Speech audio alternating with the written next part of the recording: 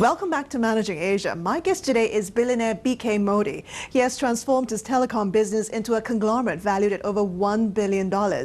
Modi moved his base from Mumbai to Singapore last year. You're one of India's richest men. How did you get to where you are today? I try to be in the business of making money. I enjoy making money. And I do businesses which, move faster in terms of getting me higher multiples and things like that. What business philosophy do you live by?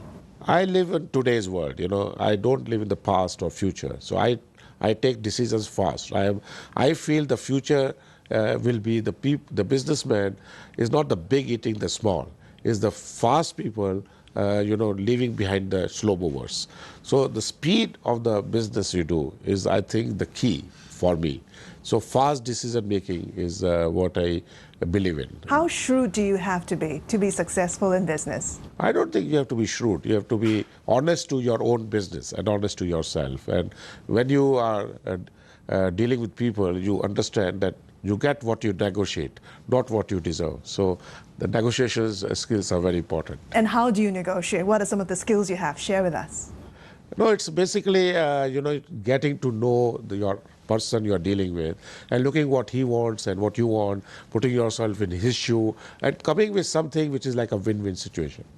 You know, many years ago, you were caught in a family feud, which saw you leave the family's rubber business because your brother wrested control. What has that taught you about succession planning?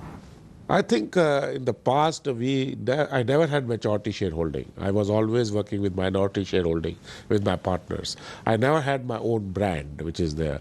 So I think now what we have done is, one, we have got a majority shareholding in the group. We created our own brand. We are creating one group. And I think my son and daughter both are having their different skill set.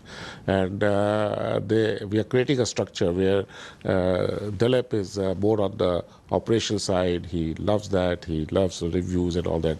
And Divya is more on the investor side, the finance side. So we have both sides covered for the time being. I think as it grows, it evolves. And the families do remain together if they communicate better and they are able to work together. But succession planning, I've already done. As you said, 25-25 I've given to both my brothers and daughter. And the three of you work well together? Well, yes. Do you have many disagreements? We do have disagreements. What do you disagree on? The philosophy, the way the structure is there, the way the management structure should be. We have recently hired McKinsey to help us resolve our issues also. So what we do is that we are open about our differences and we talk about it. And if required, we take professional help to resolve that. So on the brand side, we brought Brand Union, which is a US firm. We have got KPMG working with us on future planning and all that. We just brought McKinsey for organizational structure, how to make the group one as well. So what happens in that is that everybody is able to openly discuss. And I think one of the things we have is the openness, which allows, we work as partners. We don't work as father, son, daughter, which is... But you ultimately call the shots? Well, as a chairman of the group, somebody has to take the decision, but the decision is taking into account all the opinions. So I work on a consensus basis, but consensus do mean that ultimately somebody has to decide. But I don't take all the shots. At every level, the people are taking shots. So there are certain decisions which are done at Dilip level or Divya level. There are certain decisions which are done at professional levels. I only get involved in decisions which are more strategic in nature and where the future is being planned and it may affect the future of the group. What lessons are you giving your children about how to run a business? First is you have to have a respect for the professionals because they play a very big role in the business and you have to professionalize yourself. Being an owner does not mean that you can, take the leadership without knowledge. So knowledge is the key for able to, create that leadership. And secondly, you focus on the customer and the investors. These are the two people who give you money. So these two things which are there. And as I said, take decisions. Don't sit on the files, You're 61 years old, spent more than 30 years in telecoms and technology. You've been called one of India's first visionary entrepreneurs who managed to capitalize, invest in new technology products and innovation. How would you describe your leadership style? I have, 2-3 things which I do. One is do it now. I don't believe in delaying decisions. Secondly, I don't dwell in past. I dwell in what is today and what is today knowledge we have and take decision on that. I think in technology world, there are no fixed winners. It's a very fast-moving world, and if you don't take decisions fast and you are not aware of what technology is in future, you will lose. And finally, you're a man of many surprises. You spend more than $10 million buying this lavish penthouse here in Singapore.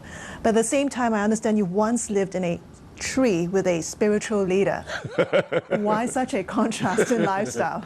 Well, I enjoy people, I want to know everything which is there. And there's always these two sides. One is the brand building, like taking this apartment is more like brand building and all that. And one is the spiritual side. And we all have to die without any wealth with us. So I think the spiritual side of me is different. I keep it to myself. I don't let it affect my business, but it helps me in my business in realizing that every human being is having the same potential and the same thing. So I don't differentiate between people. How long did you live in the tree? 2 nights. 2 nights. Did you survive? Yeah, it was a good fun. It just passed because this guy I lived with was a person with a lot of experience on spirituality, and we discussed a lot of issues which bring a lot of confidence to you in your future years. And I've been speaking with BK Modi, chairman of Spice Global, now based here in Singapore.